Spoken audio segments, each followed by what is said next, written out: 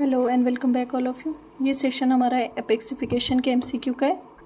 तो देखते हैं हम लोग first question on apexification is apexification is the process of inducing root end closure in non vital immature teeth. आपने ये याद रखना है, एपेक्सिफिकेशन नॉन वाइटल टूथ में हो रहा है, ठीक है। Question 2, apexification is indicated in immature permanent teeth with necrotic pulp. Necrotic pulp बोलो या नॉन वाइटल टूथ बोलो, बात एक ही है। तो एपेक्सिफिकेशन किस में इंडिकेटेड होगा? इमैच्योर परमानेंट टीथ जिसमें नेक्रोटिक पल्प हो। Which of the following is not used in apexification? Formocresol is not used in apexification. Apexification में आप फॉर्मोक्रेसोल यूज नहीं करोगे। Next question, the primary goal of apexification is formation of calcified apical barrier. एपेक्सिफिकेशन में हम लोग क्या कराते हैं? Formation of calcified apical barrier. Most commonly used traditional material for apexification is calcium hydroxide. Apexification के लिए ट्रेडिशनली हम लोग क्या यूज करते हैं? Calcium hydroxide. Which of the following reduces the number of appointments in apexification? MTA। MTA में हमें number of appointments कम हो जाते हैं हमारे। Question 7, disadvantage of long term calcium hydroxide apexification increases root fracture risk. Disadvantage क्या है long term calcium hydroxide apexification का? It increases root fracture risk. The apical plug techniques uses MTA। Apical plug technique के लिए हम लोग MTA का use करेंगे, या MTA जो है वो एपिकल प्लग टेक्निक के थ्रू हेल्प करता है एपिकल क्लोजर में। Minimum thickness of MTA plug in apexification is 3 to 4 mm। MTA plug 3 to 4 mm तक थिकनिंग देता है क्लोजर के लिए, 3 to 4 mm।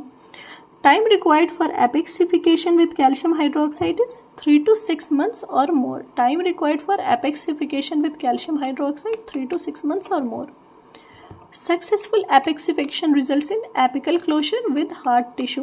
Successful apexification results in apical closure होना चाहिए हार्ड टिश्यू के साथ। Apexification is mainly done in immature non-vital permanent teeth। Apexification immature non-vital permanent teeth में होता है। Which one of these promotes cementogenesis and has sealing ability? MTA promotes cementogenesis and it has sealing ability. What is an apical barrier? Artificial stop created by obturation is apical barrier. Question 15. Advantage of one visit epexification with MTA over calcium hydroxide is faster barrier formation. Advantage of one visit MTA की advantage calcium hydroxide के over क्या है कि MTA जो है वो faster apical barrier formation produce कराएगा। इसके साथ फिनिश हुआ हमारा एपेक्सिफिकेशन। कुछ और हम लोग वाइटल पल्प थेरेपी के इंपॉर्टेंट क्वेश्चंस देख लेते हैं।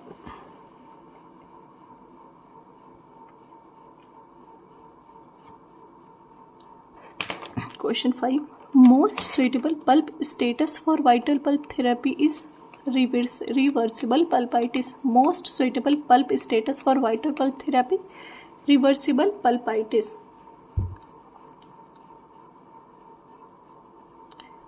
Formocresol pulpotomy is commonly used in deciduous teeth। Most appropriate pulpotomy agent in permanent teeth is MTA। Most appropriate pulpotomy agent in permanent teeth is MTA। A successful pulpotomy in primary teeth is indicated by asymptomatic status and intact lamina dura। जो material use होता है पल्पोटोमी में and vital pulp therapy में वो हम लोग देख लें। MTA sets in the presence of moisture. MTA moisture के प्रेजेंस में सेट होता है।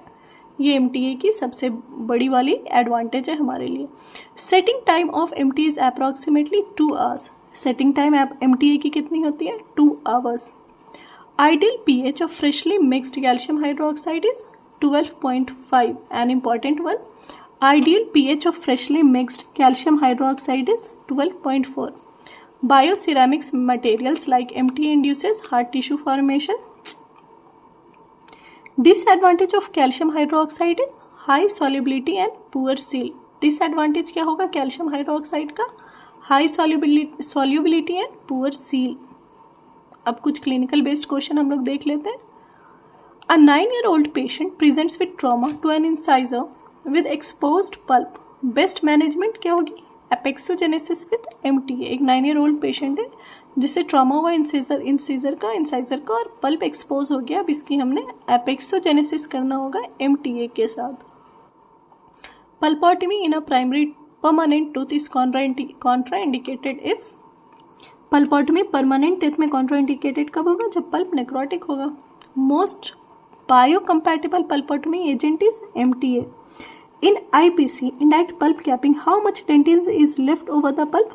क्या होगी डेंटिन की थिकनेस IPC में?